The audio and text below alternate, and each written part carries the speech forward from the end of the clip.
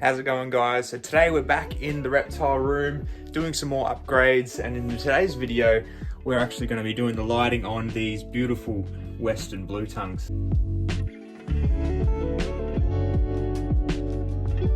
for the longest time these setups have only had a simple heat lamp and a T5 UVB unit. I had some problems during the warmer months with keeping these enclosures cool, and that's really prevented me from adding in any further lighting, and that is still a bit of a problem. But if you remember a few videos back, I did actually install some fans on the sides of these enclosures so I can use those to prevent overheating. But still, I need to come up with a different solution, and I think I finally have it. When it comes to adding visual light to these enclosures, LED is usually the way to go. It's the brightest, it's the cheapest, it's the most energy efficient, and stays the coolest. And I usually like using these LED bars here. They're really good for pumping out a really good whack of light. But the main problem is they do get a little bit hot on top still, which will radiate into these enclosures quite a lot. My solution for this is going to be making some new enclosures that have a better ventilation system and an easier way to do lighting. That's going to take a little while, and it's going to be much more down the track. So in the meantime, I've come up with a much better solution that's going to suit the animals well. Introducing the LED spot lamp. Now, I picked up a few of these and they are very bright. This one's 30 watts and it pumps out a really good white bright light, which is going to be great to stimulate these guys to do some basking and really give a good bunch of daylight into the enclosure. Now, I've even added one of these onto the Gillen's monitor setup. There it is right in the middle, just to add even more brightness to his basking point, which he can come out and enjoy, which he really seems to be making the most of. So these things pump out a fair whack of light in a relatively sort of closed, smaller area. So it means it's going to be on the hot side, right with the basking lamp, and it's going to provide a little bit of heat in that environment, but it's not going to heat up the whole enclosure as much as one of these big long bar lights will. And the fan should easily be able to cool things down, no problems. So let's set up these LED spots, but before we do, let's do a little bit of an update on the Westerns. These guys are just so awesome. They're probably one of my favorite species of blue tongue to keep. They're just stunning individuals. They get along well with each other in this case for this pair here. Now, they have been breeding. It is breeding season at the moment. That's why these setups are a little bit more simple. They're just on this wood chip sort of stuff, and keeping things quite easy to observe. But yeah, they've been going to town, getting it done, and big yawn there.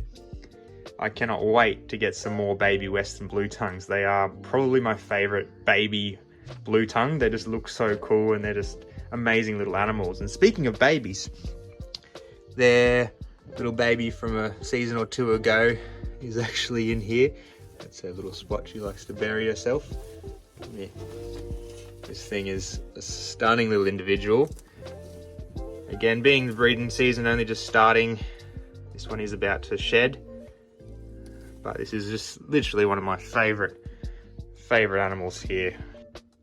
If you're attentive enough during breeding season, you'll see the males start to do this quite a lot. And there they are right there. That's how you know you have a male blue tongue skink. So I found with these guys, when it comes to breeding, in my experience, a really hard winter shutdown is actually quite necessary for these guys. I tried to breed them another season and I kept a little bit of heat on throughout the day, and they didn't actually want to do anything for me. So the seasons where I've actually completely cut off the heat, let them get as cold as they can while still being nice and dry and secure, has actually worked quite well. So even though they are quite an arid species, it definitely gets cold in the desert, and it is important for them to actually start their cycle. So that's the little Western crew doing their thing. I'll tell you what, if there's one thing I can recommend most to a reptile keeper that likes to tinker around with things just like I do, that is you absolutely have to put your enclosures on wheels. Makes life so much easier to get behind things, get around, and just shift things in general. It's such a time saver. Back here is where we have all our plugs and wires and everything else that's going on. And because The enclosures are on wheels. We can easily get back here and feed through our power supply for our fitting. Now when it comes to installing this LED, I'm just going to be using this simple ceramic fitting here, E27, and it's quite easy to install. If you've never installed something like this before, all you need is 2 screws, one for here, one for the other side, that are going to go up into the roof, hold it in place, and then you just have to wire up your electrics into there. Now, disclaimer, I am no electrician, so take everything I say with a pinch of salt, but blue is going to be your negative, brown or red is going to be your positive, and then how you know which side to put it in is if you flip it over, a little piece that touches the lamp here that goes right into the middle, whichever side is attached to that, which in case is this side, that's going to be your positive. So red wire there, blue wire there.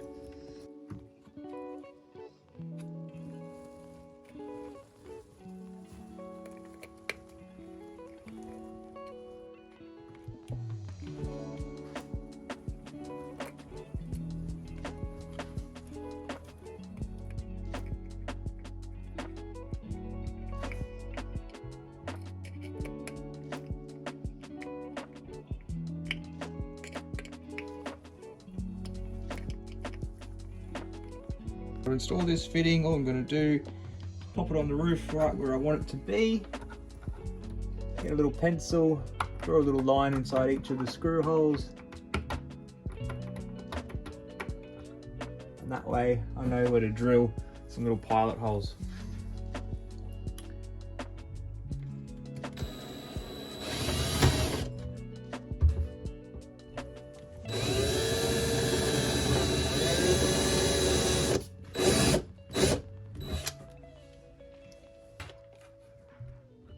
Once the holes are done, you can simply screw in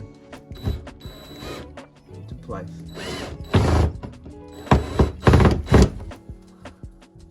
All that's left is to put in the new LED. Alright, we've got our heat back on. Moment of truth, let's see how this LED looks.